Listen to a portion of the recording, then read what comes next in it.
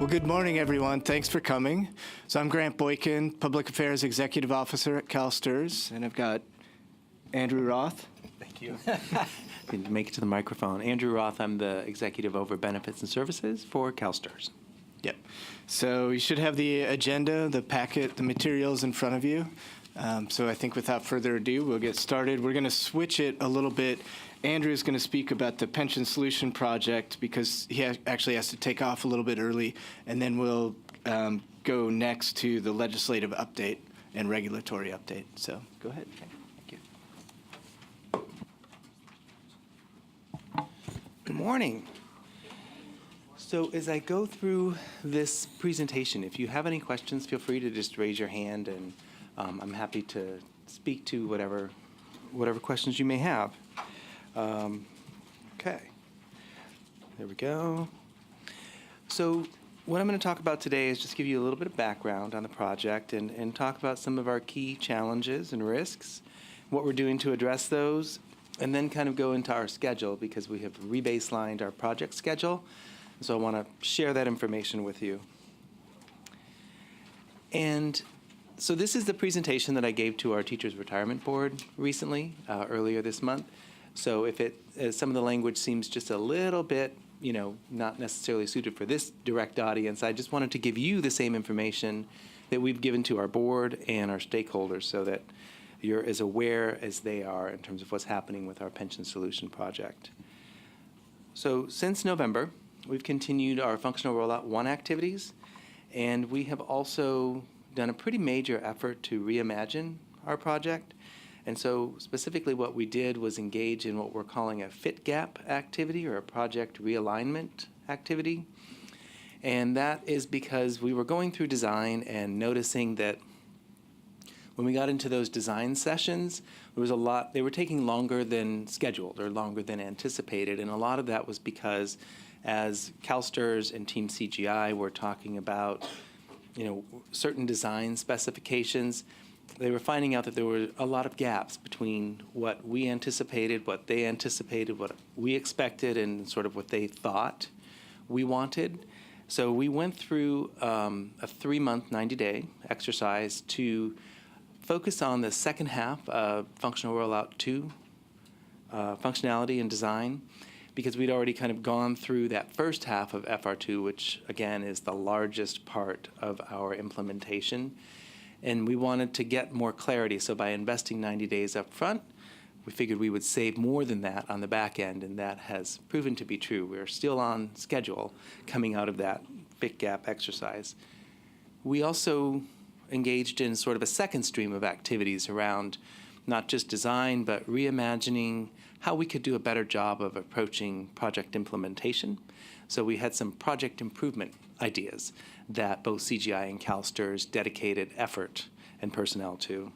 And then as a result of that exercise, we came out with a number of gaps and negotiated a path forward with CGI that we're still engaged in. So just as a little bit of background, I know some of you have heard this before. For those of you for whom it's new, I'm going to sort of walk you through what's happened in the last 9 months or so. In the summer of 2017, we were falling behind schedule, as I just mentioned, and so we kind of took a pause and said, this schedule doesn't seem realistic. Why don't you give us something that feels more achievable? And so CGI gave us a schedule that really pushed things out for a number of months, and we said, we want to just look at this whole project schedule, not just Functional Rollout 2, but look at the schedule in entirety. So CGI gave us this really long schedule, and we thought, let's sit down, let's do this fit gap activity and see if we can't get into better alignment around the schedule. And we did that in the 90 days from September through November, and concurrently looked at a number of project improvement ideas.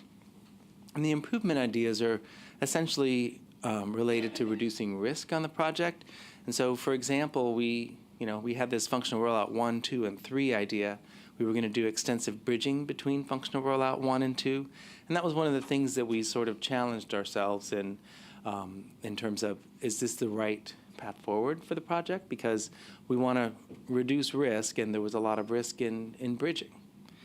And so, and I'll talk a little bit more about that later in the presentation.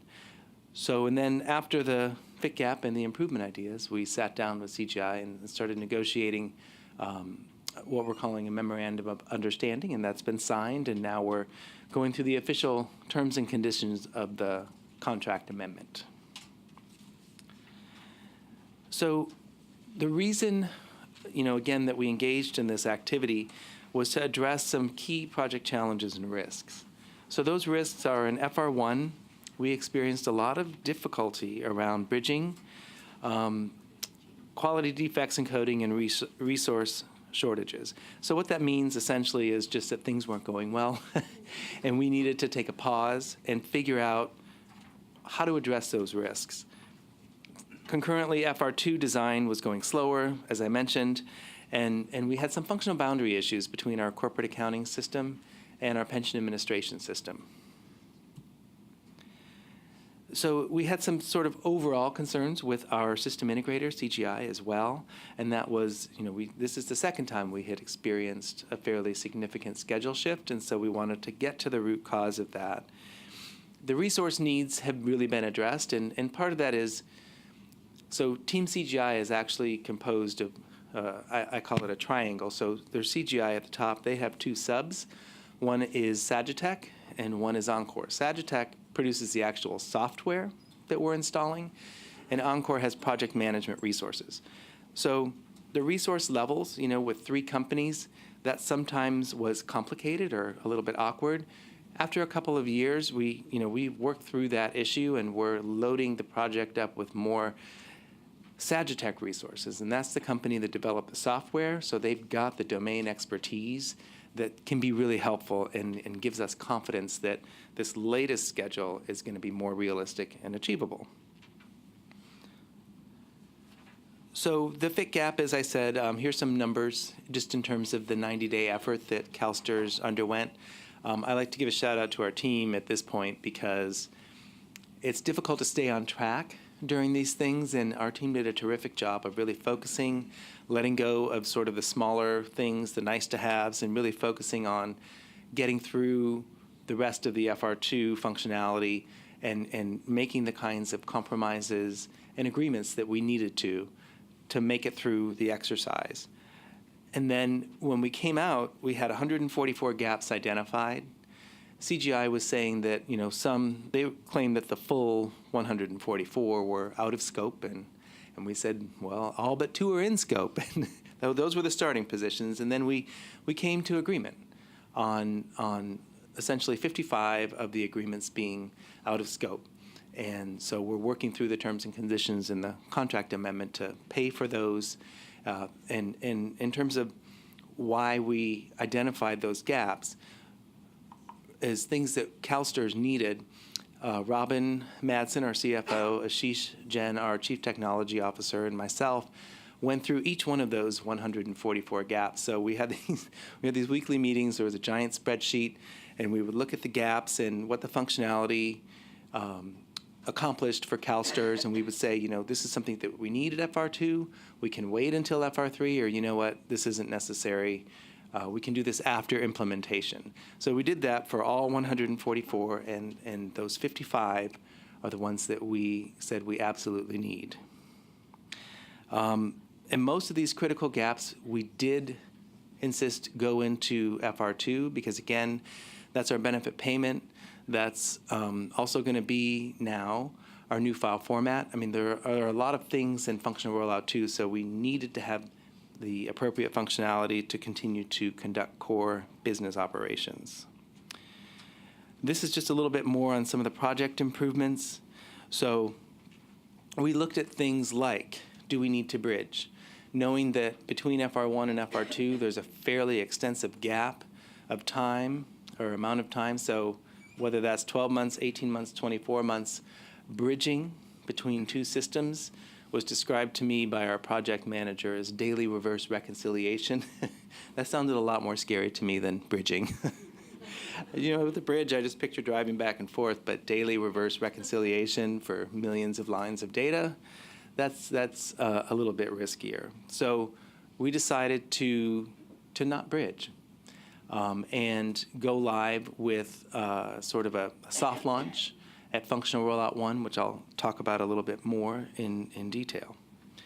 Both the fit gap and the improvement ideas turned out really well. We both agreed that they were very successful, CalSTRS and CGI, and we also feel like we have a clearer path forward that's less risky and gives us a little bit more time, and also gives the employers a little bit more time to onboard and kind of learn the new system. We'll get into that in a little bit. So the new schedule replaces that schedule I told you about that we received last summer and reduces the risk associated with that schedule. And here's kind of the overall schedule. So Functional Rollout 1, when we initially onboarded CGI in the summer of 2015, we thought that we would go live with that in 2017, and now we're looking at 2019. And again, there's this soft launch concept. And the reason we pushed out FR1 is because we know that FR2 needs more time.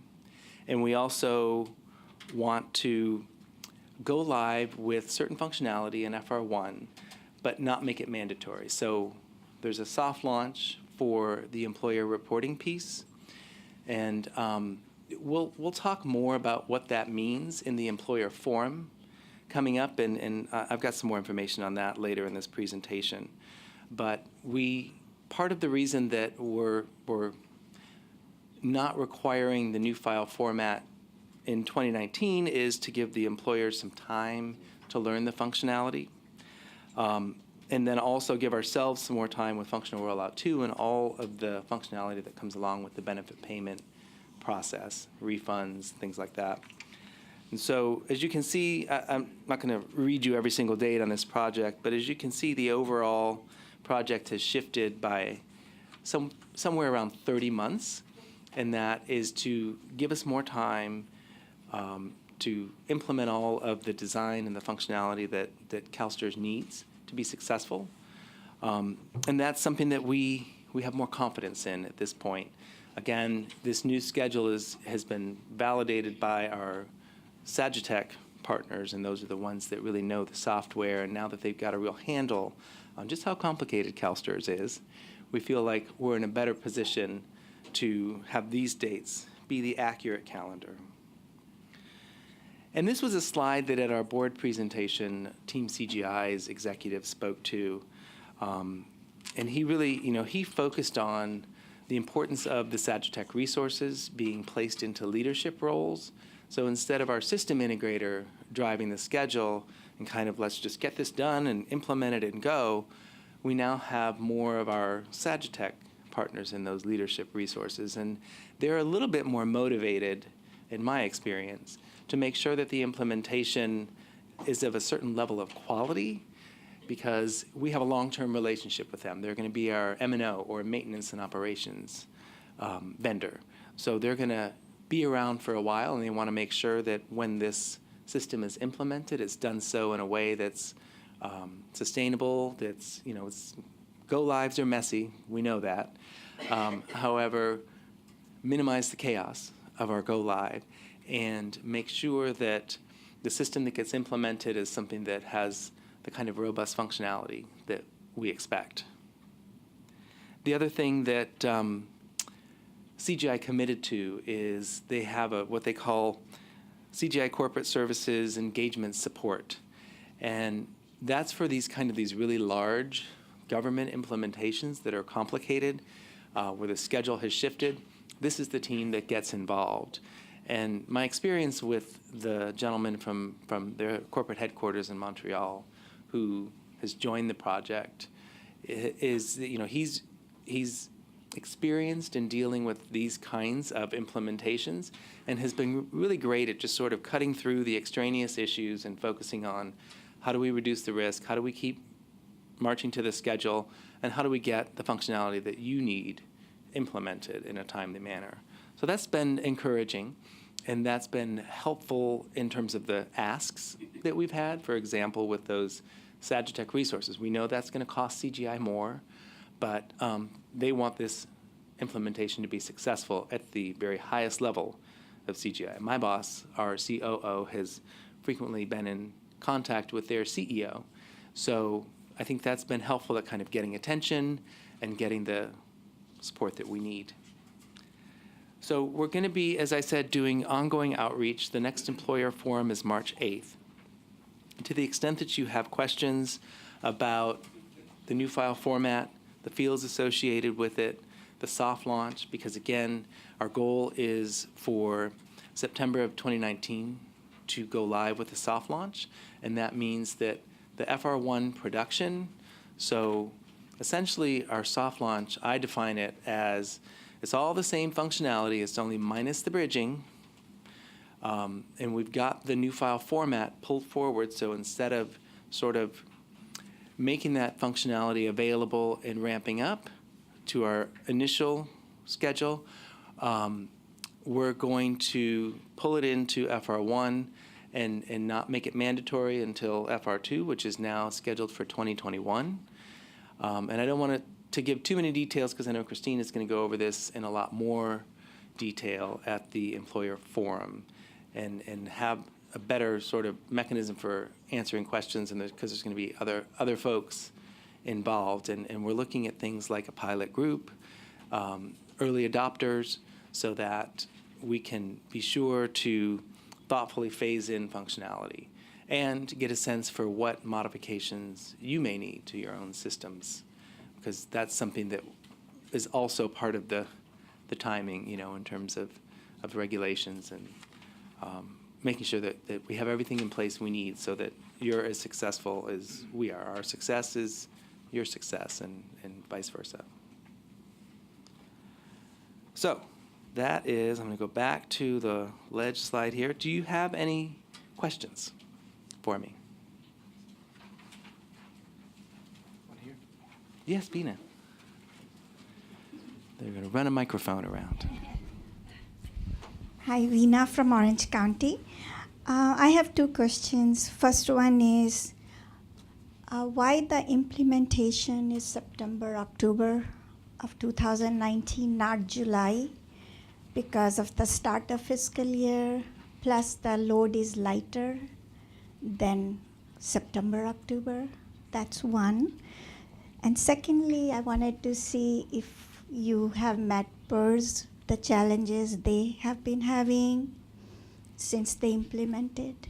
I'll take your second question first and then get back to your Thank first you. question. So yes, we have talked extensively with CalPERS. Our project team has sort of an ongoing dialogue with theirs, just because, for example, specific to the employers, we wanted to make sure, the information that they're asking for employers and our new file format, the fields that we're asking, to understand the delta, to understand how much is similar, which is the vast majority, and what are the things that we're asking for that they don't. So we've got a clear handle on that. We're also talking with a number of other systems that are implementing the software that we are, Neospin, that's developed by that company, Sagitech. For example, UCOP is implementing that product, as well as a number of other pension systems in other states. And so we just had a conference call last week with a vendor called Linea that specializes in requirements, IV&V, sort of assisting pension funds that are implementing this particular product. So they're bringing expertise from having worked with over 40 different pension systems, 20 of which have implemented this product. So we've got a lot of understanding of how this product works relative to other pension systems. We've also looked at, CalPERS just from an implementation standpoint. So aside from the software, what are some of the issues that they dealt with at Go Live? That kind of that chaotic period. We're trying to make sure that we learn their lessons so that we don't make the same mistakes. We know that we will make some mistakes, but we're doing everything we can to identify those ahead of time and have mitigation strategies in place. And so as far as the September, October Go Live date, there's a number of, we understand that, summer is the slower time for you.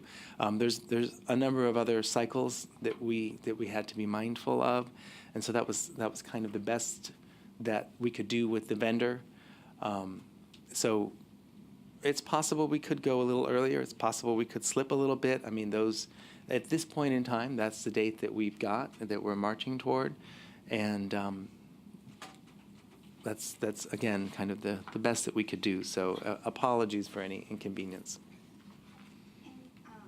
Go ahead. This is just for your information. This is just for your information that whenever we make changes, we need close to 6 months because we Yes. have to give 3 months to our districts, and then we need 3 months for ourselves, for the county office. Our goal is to make sure that you got, we're hoping for 18 months Okay. we're padding, and I'm checking with Christine because she actually knows this a little bit better than I do at this point. Thank you. So yeah, that's our goal, and we're going to make sure that you've got the time you need to make the modifications to your own systems. So, excuse me. So I'll just make a quick plug for Employer Forum. We'll have a lot more details related to the soft launch and a lot more information for you to take back to your organizations as a very big heads up and a lot of runway to what I know will be a system effort you'll have to make. We have a lot of empathy for that and what we're going through. So our goal is to, as Andrew said, to give you at least 18 months of a heads up on what all the information and data fields and values that you'll need so that you can be working with us and testing with us prior to the full implementation at FR2. But a lot more details to come at the Employer Forum on March 8th. Thank you. I think this is a short question, but if it's longer, I can wait till the forum. When you say a soft launch, September, kind of October 2019 versus the October 2021 period, is that kind of a range where we can go live anywhere in between? You mentioned, you want early adopters kind of at the beginning, and the way I'm hearing it is the October 2021 is kind of your drop dead date to implement it. So do we have that time Correct. frame to really get it together and start The short using it? answer is yes, and there will be a lot more details in the Employer Forum. Thank you. Any other questions? Okay, thanks very much. Appreciate your letting me go first. All right. Thank you. I realized I had notes up here. I was supposed to welcome the people participating remotely. So apparently there's about 60 employer representatives. So welcome, everyone.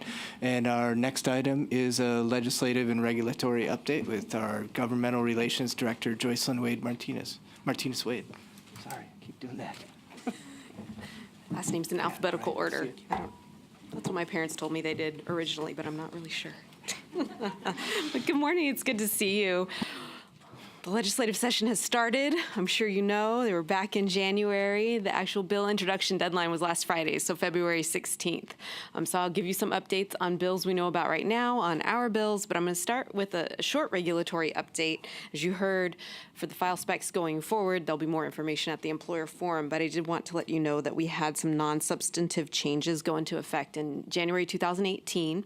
So this did not change your file formats at all. It changed what's actually in the regulations. There were a lot of things in the file formats that were troubleshooting, things required in other parts of the law, things that did not need to be in regulations. They weren't technically legal regulations. So those have all been stripped out, and there's just a few key things that are really separate and apart from what's already in the law or what is just kind of advice on how to work through the system.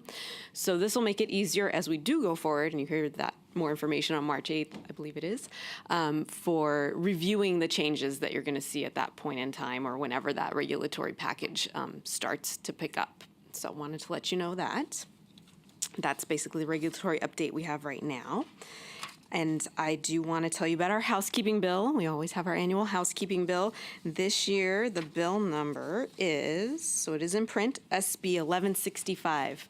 And You don't have an analysis right now. It's going through final approval. It'll be posted on our website soon. So on CalSTRS.com, if you go to About Us, there's a legislation and regulations page, and then you can get the analysis there. I'll have it in May for you, but I know you might want to see it earlier than that. So I'm going to go through a few of the provisions that apply to or have more of an effect on employers.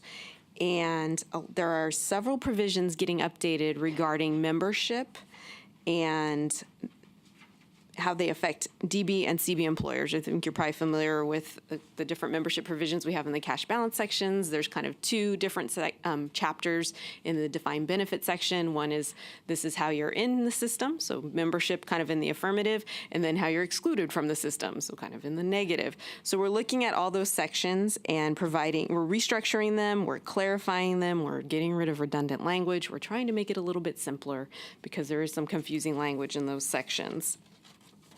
We're aligning some of the membership dates for those who mandate into the defined benefit program through the employment thresholds. So some of those are a little bit more aligned, and we're making sure to make those changes on the cash balance side too, so everything's consistent. We're clarifying language around the choices for part-time employees who work for employers that offer cash balance. So those people can choose between, depending on what the employer offers, can choose between Social Security, alternative retirement programs, and cash balance. So those choices kind of apply in each situation for different employers. So we're just making sure all of that's very clear in the law. One of the changes, there was a question just earlier before we started today on the substitute threshold where you reach 100 days in a year. Does that roll over into the next year? So if you qualify at the very end of a school year, then are you a member the next year? And the answer is no. The calendar resets. So the 100 days starts again in the next school year. And so we are trying to clarify that in this bill. So we have a bill for that. It's been the way we've been operating, but we do want to try to make that as clear as possible.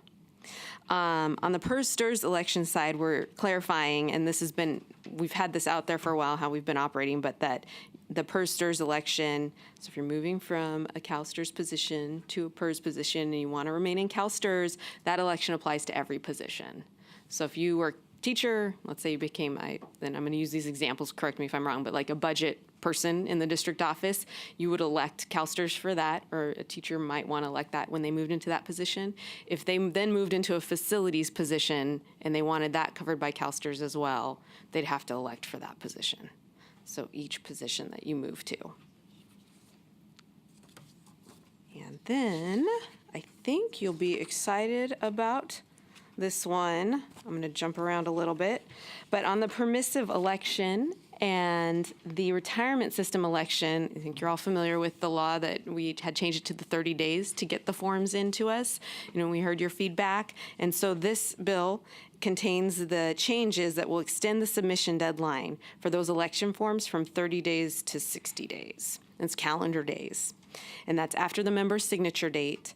And then we're also allowing the employer to establish membership for a new member who makes a permissive election as early as the first day of the pay period in which the member signs the form. Thank you. Kind of a more simple change, but I just want to make mention of it. We had a definition of school year that kind of had two different concepts in it. So we, last year or the year before, came up with the term school term, which is basically the period of time people are required to work for full time. So for teachers on a traditional calendar, maybe from August or September through May or June, right? It's shorter than the entire year. So that's a school term.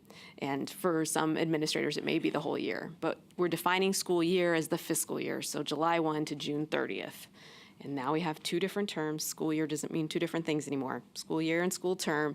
And we're clarifying, or I wouldn't say clarifying, we're making sure we're using the right term throughout the statute. So if we needed to change from one to the other, we're doing that in this bill as well. And any questions on those so far? You can find all of those in the introduced version of the bill. I really did do a high level on the membership requirements in the cleanup there because a lot of it is not changing how we operate, but it could look like a lot of shifting in the language, a lot of strikeouts, a lot of additions, but it's not really adding anything new or changing anything. Nicole would like a microphone.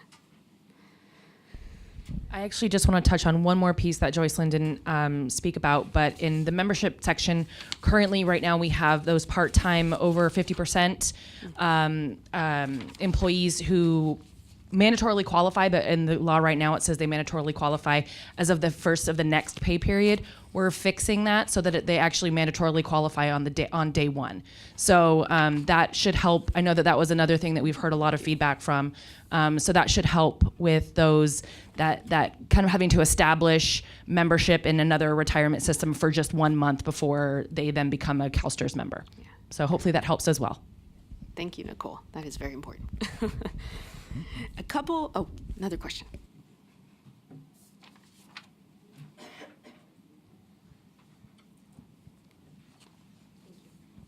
Hi, Anna from Riverside County. On the permissive election form, I just wanted to confirm that when that goes into law, would it be effective like the beginning of the fiscal year? The beginning of the fiscal year? We do have an effective date in the law of July 1, 2018. So it will if the bill gets signed, it gets signed in the fall, and most of the bill will go into effect January 1st, 2019, as you know. Those provisions do have that July 1, 2018 date. Just want to make sure that you're cautious in how you do that, because if the bill for some reason doesn't get signed or that provision is taken out for some reason, then we're still under what the law reads today. So if you do submit something, outside of the 30 days and using that 60-day window, and it turns out that somehow that doesn't get into the statute, then you might have to back that out. I might not be using the correct language, and change that so that it matches up. And I don't know how exactly we'd handle that. Nicole is more of an expert on that. I can clarify that a little bit as well. If that happens, we do anticipate this making it all the way through and becoming law. If something does happen where something falls through and that 60-day window period somehow falls out, we'll work with you guys on that. We're not trying to make this difficult for you or the members. In fact, that we're trying to do the opposite. We're trying to make it a lot easier for everyone to administer this piece. So there'll be more to come on this with the directive coming out, and we'll speak more to it at further EACs if we need to, but we'll work with you. Thank you. Yeah, thank you. That was a good question. Okay, any more on those? I want to bring up a couple provisions that aren't in the introduced version of the bill, but I want you to know about, because the intention is that they'll make it we usually do one set of amendments in the springtime, and the intention is to have these provisions be in that version of the bill. And one has to do with our credible service definition, and we updated that in AB 963 a few years ago, and it's where we really look to the Commission on Teacher Credentialing and the positions that they certify as to what is listed on our list of activities and what is credible to CalSTRS, and on community college side, the Board of Governors, of course. And one group that kind of got moved out that we know of specifically right now is the audiometrists. So they are definitely listed in credible service as an activity that counts to CalSTRS. They are a certificated group of people. However, they're not certificated by the CTC, the Commission on Teacher Credentialing. But the Education Code does say they have to be certificated by the Department of Healthcare Services. So as the law read before AB 963, they're definitely credible to CalSTRS. We believe they still are creditable. They should still be being reported to CalSTRS. We just want to clean it up and make sure that we have the right certification body listed in our law so that we're being very precise. But that is an activity that is creditable, should remain creditable. We're just doing a little cleanup. But the reason we're pausing a bit before we put it into the bill, because that sounds like a pretty straightforward fix, is that we're starting to see more and more different kinds of health professionals. And so we're looking at that and seeing, who certifies them, were they included somehow in the Education Code in other ways that aren't certified by the Commission on Teacher Credentialing, whatever, other professional boards may be out there, in California that license people or things like that. So that's why the pause, because we want to see if we can take care of everything at once or make sure we always miss something, I suppose, but we want to try to be as thorough as possible. So that's one piece that we're still working on. And then another piece is we're doing some clarifying on our remuneration in addition to salary and compensation earnable. You probably know our compensation earnable definition has about 3 different concepts in it. So one of the ideas that we're working toward is separating those out and hopefully having a new term, which probably sounds like an old term, but annualized pay rate. And then that would be the salary or wages a person could earn during a school term for service performed in an assignment on a full-time basis. Whereas comp earnable would then be what we use to determine final compensation. So we're hoping that that provides some clarification, but we're just making sure that we check in with everyone and that there's no unintended consequences on some of the other provisions of that piece. Questions on those? Okay. Then our other sponsored bill this year is AB 2052. And this is the electronic funds transfer bill. So I talked to you about 4 proposals last time, I believe. So right now, this is the one we're moving forward with. So it requires employers to use EFT to submit contributions to CalSTRS. It also has provisions for a waiver if an employer is unable to comply. It is dependent on our board authorizing the process, so to make sure that we have time to work with you and communicate and get everything together. I know CalPERS has already started this process, I think, in July, and so employers are starting to move toward that process for CalPERS contributions. So we are looking to do that as well, to get in line with best practices in the industry, and, to make sure we avoid some of the inefficiencies and the potential fraud and those kind of things. So that's imprint AB 2052. There were the other bills they were proposals. So we had the excess sick leave proposal, the due dates, aligning the due dates proposal, and the post-retirement option change proposal. The post-retirement option change, I don't think anyone had comments on. We're hoping that can go into the housekeeping bill later in the year as well. And then that's adding a way a member can change their option in retirement. On the excess sick leave and the due dates proposal, we heard the questions, we heard the comments, and so we're really digging into those and laying more groundwork, learning more about how sick leave is handled in the districts. And it sounds like it's different at the community college level from the K through 12 level, so we want to make sure we understand that before we figure out a new way to have excess sick leave covered. Questions on those? Vina has a question.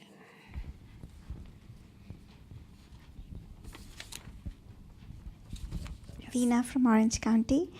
Regarding EFT payments, you know how STRS had been talking about they will bill for certain invoices directly to the district. For example, let's say they bill excess sick leave or golden handshake or whichever. Those payments also will have to be EFT? This is specific to contributions right now. So employer and member contributions. Okay. Okay, and for excess sick leave, maybe I should ask later about whenever the changes happen, how districts should be reporting. So if in audits and all we have these issues where the district didn't keep separate buckets for basic and excess, do they have to go back and fix everything for all the employees, or is it going to be from this point onward? I think we're still working out all of the details to see exactly how things work out, like what will need to be reported. If we're going to bill annually, what would need to be reported annually, what would need to be reported at the end of a career. So I think those questions are still out there. Okay. So I don't have an answer yet. Okay, thank you. Thank you. Okay. Sure. Hi, Vina. It's Christine from CalSTRS. So I would just add that Larry, our auditor, would say that if we come and audit you and they're not keeping separate buckets, they would advise them to fix the buckets, and so because that's our current rules. So if you know that they're not doing that, you should advise them they should do that. So, and then when there is legislative changes, we'll work with you and share the details with you with how we would do that go forward. But keeping separate buckets is in current law, and they should be keeping separate buckets.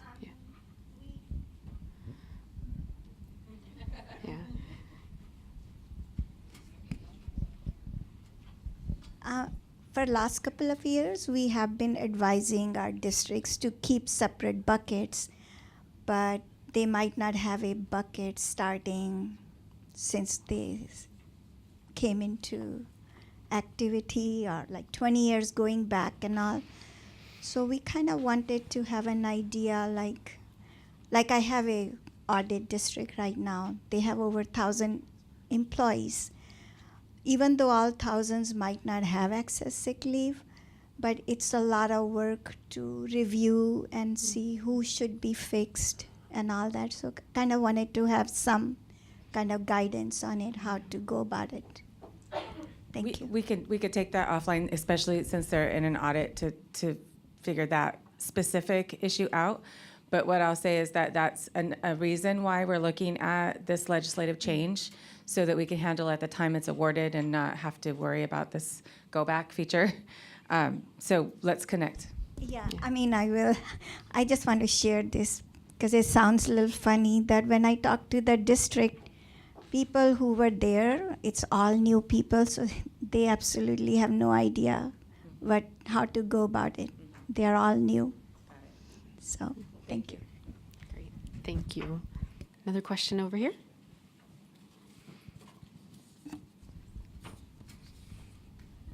Hi. On the electronic file transfers, is it only changing the way that the contributions are given to STRS, or I guess my question is on the independent charters? Usually the money comes to us and then we submit it to STRS. Is there a possibility that we can have the independent charters do their own EFT directly to STRS? I don't know. That's not part of the bill, and I don't know. I think that would be out of our purview because it's payments, from the, if you will, the folks below the County Office of Education or the district and how they get their contributions to you or their payments to you. So I think this is the folks that are contributing directly to us. Yeah, Joyce, then you have it right, correct. Okay. So it's not changing anything as far as who's remitting the contributions to us. It's just changing the mechanism as to how we get the contributions. So we should not be receiving contributions from an independent charter at this point. Excellent. Thank you for all these questions. This is great. I felt like I have a little more time today, so this is good.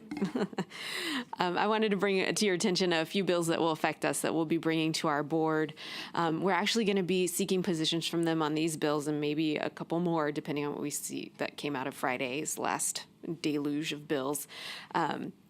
We're going to take positions at their March offsite. So there will be board materials posted. I will keep you posted in May as to what they decided. But I wanted to let you know that will be happening in March. And it's on your goldenrods, bottom of the first page, AB 2571.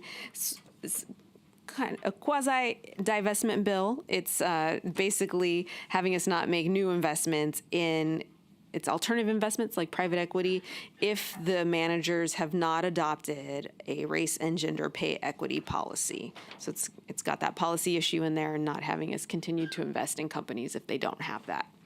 So on the investment side, we have that one. Bring your attention to SB 1031 in the middle of page 2. And this is more on the retirement side, but it prohibits cost of living adjustments for retirees if a system is less than 80% funded. This is Senator Morlock. It's similar to a provision he had in his last year's SB 32. This is a little less extreme than last year's. And then I do want you to notice right below that SB 1061 and SB 1062, they're identical as they apply to CalSTRS. SB 1062 also applies to CalPERS. There's also a separate bill out there that just applies to CalPERS, but this has to do with being delinquent on contributions. So it requires employers who fail to make the required contribution to CalSTRS to notify their members, so their employees, of the delinquency within 30 days of the delinquent payment. So notification of all employees. So I think that's a pretty big one, I think, on the employer front. Questions on that? Okay. Yes.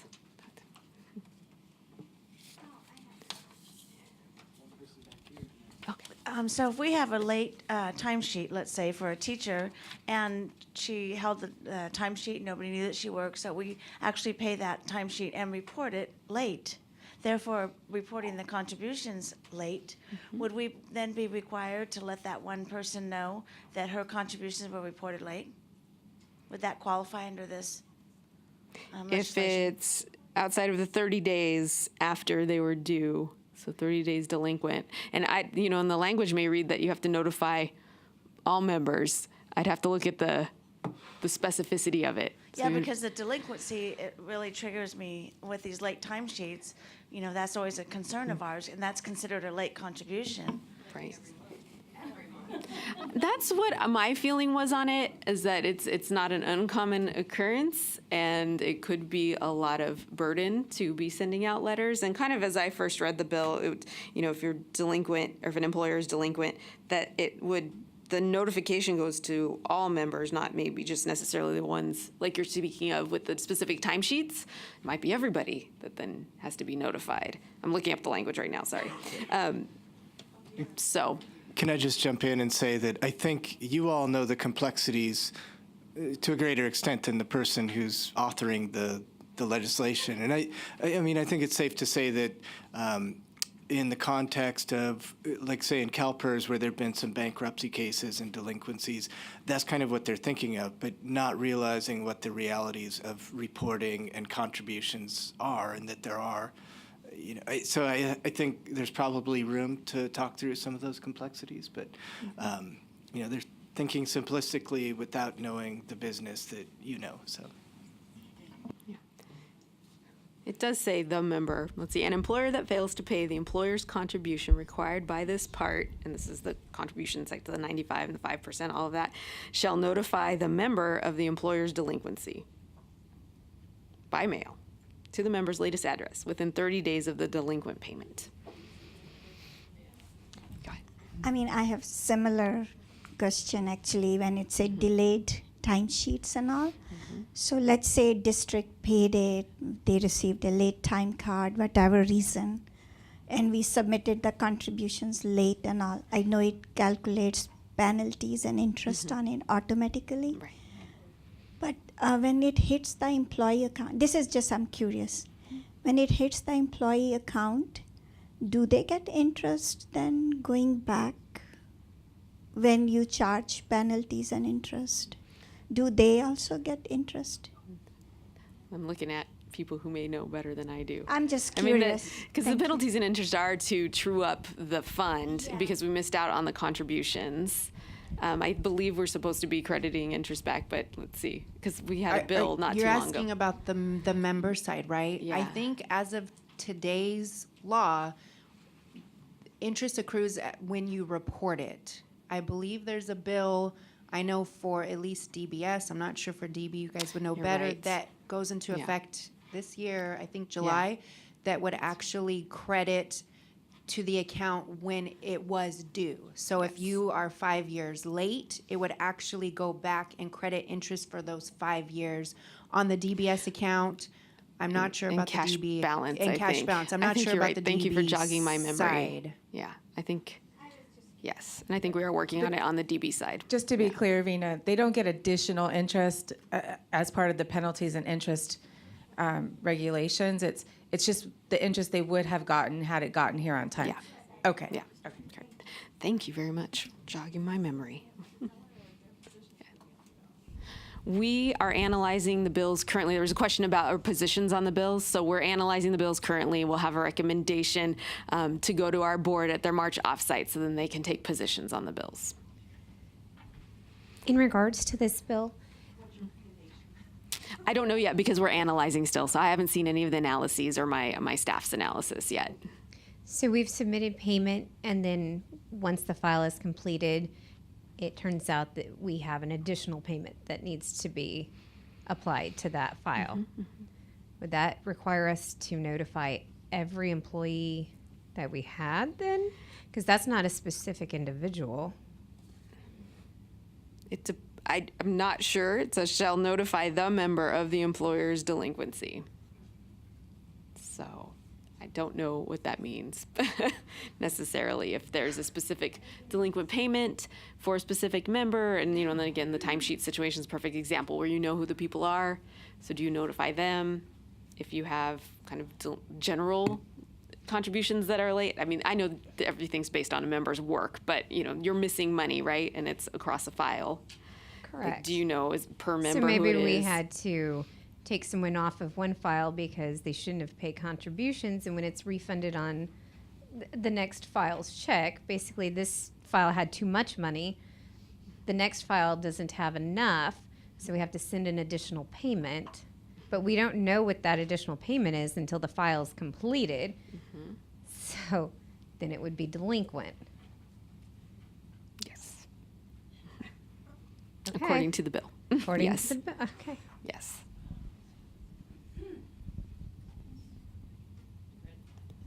Okay. I know that Joycelyn hasn't done her analysis yet. From member account services perspective, our employer services folks, we look at this language too, and our head spins.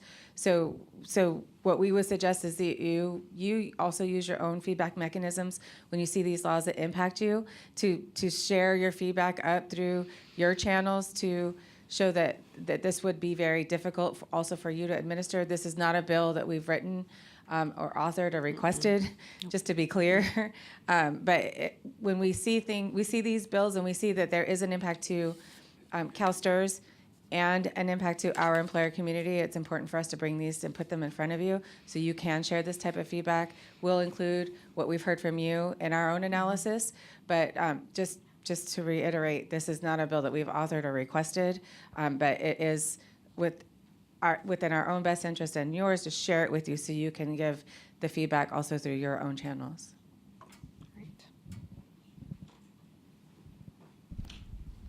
I have a question. If the county is the ones actually making these payments, who's required to send the letters? Do you know, would it be the district that has to send the letters to for these late payments, or the county that would have to send out to the district's employees?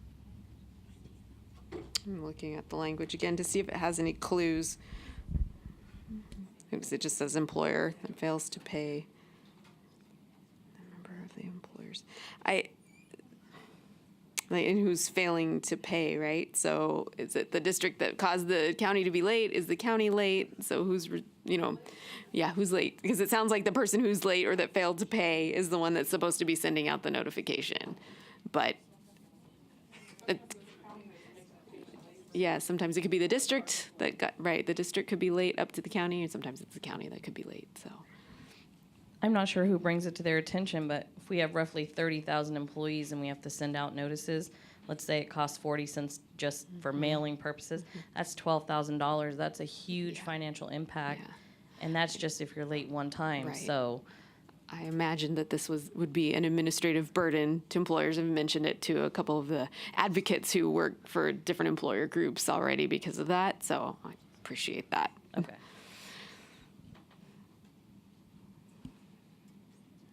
Okay. That's all I have for today, so thank you.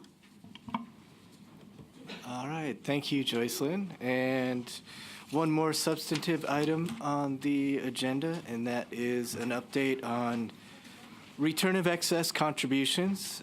Cassandra Mallet-Beck. Thank you.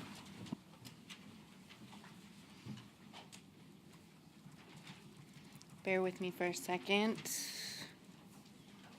Should I just stay here? We'll just stay here because I don't have a PowerPoint anyways. Good morning. My name is Cassandra. I'm from the Financial Services Branch. I just wanted to provide you guys with an update. I was here last August and presented a PowerPoint on our return of excess contributions, showing the dollar amounts and talking about how we return excess contributions annually for all active members and for members that are in a benefit status, so that's retirement, disability, refund, death. We assess those on a monthly basis. We heard a lot of feedback from you guys as far as administrative challenges, for particularly the monthly ones where they're smaller amounts. We also presented this information at the Business Administration Steering Committee as well and heard similar feedback. So what we're trying to do is meet you guys in the middle and make it a little more hopefully easier to administer. And so what we did was we upped our threshold. So what we were doing was we were assessing monthly to see if anybody hit a $1,000 threshold. And just to remind you, if one employer hit that threshold, we were returning excess contributions to all employers that had that return of excess. So starting January, we upped the threshold to $10,000 a month. This is just kind of a starting point. We may need to lower it a little bit. I can tell you, I checked for, I don't know if you guys noticed, but we have not processed return of excess since December, since we upped this threshold. I checked for March and we would still not process it because there has not been an employer that hits that threshold. It is intended to come back to you a little more frequently and not once a year. So again, we may need to play with this threshold and drop it a little bit, but hopefully this helps with some of the challenges.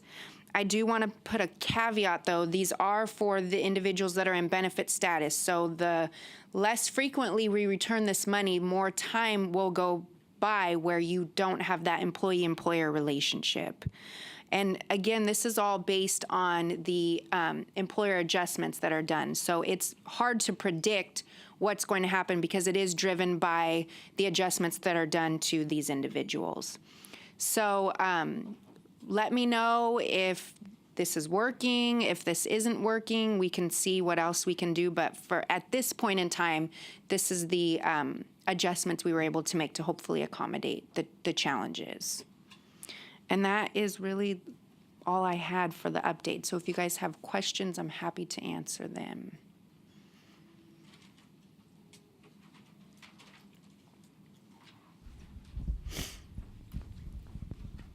Sorry, you should sit next to me. Maybe I should move there.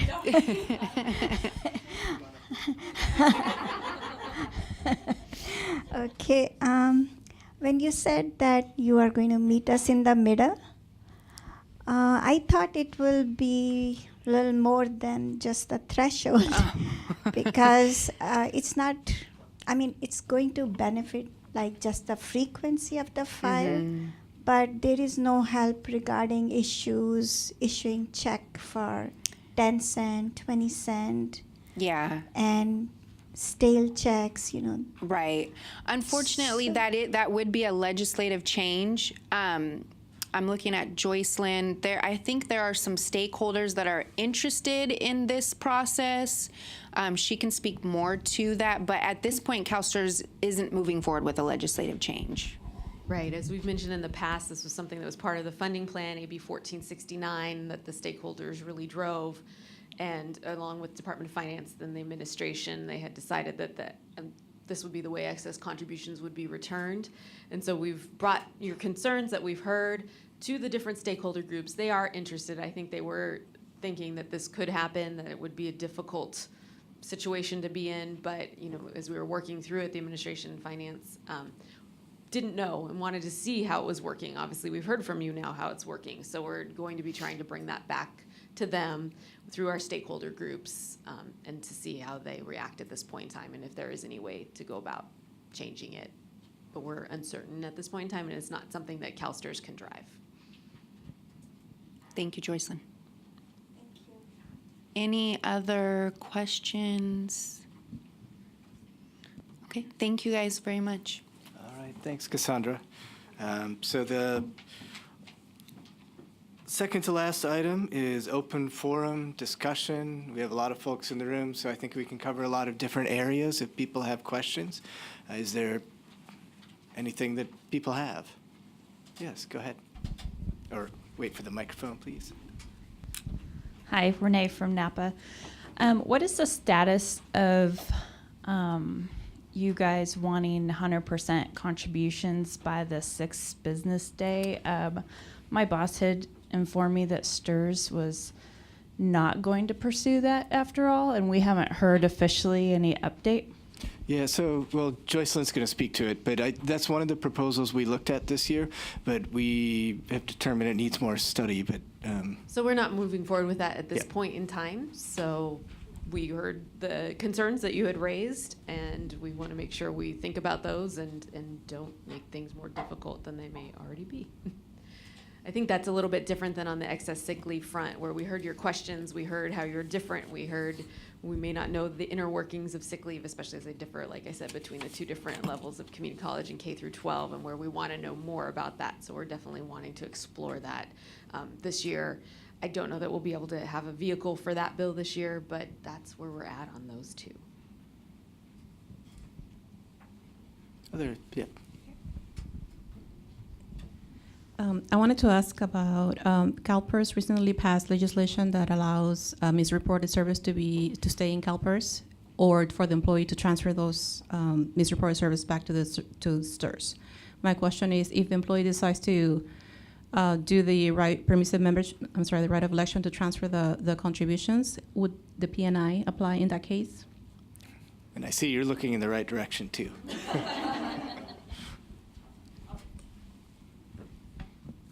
At this point, yes, P&I does, it automatically assesses. So there's nothing that we can't turn it off ahead of time. So at that point, what we would say is in the dispute process, to actually note that it is due to the CalPERS law that went into effect, and that's what this member is making that election. And then we would work with you to, I can't speak for financial services to say whether or not that they actually would allow the dispute to stand or what, but we can have that conversation. Does that help?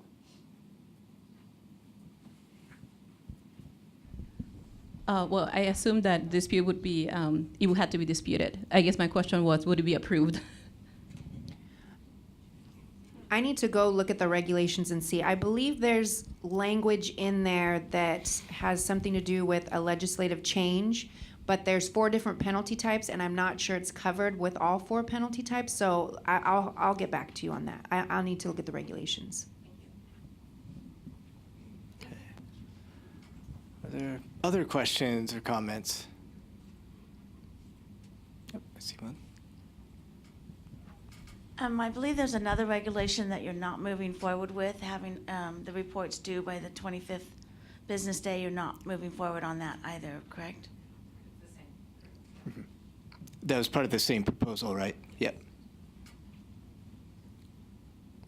Other questions?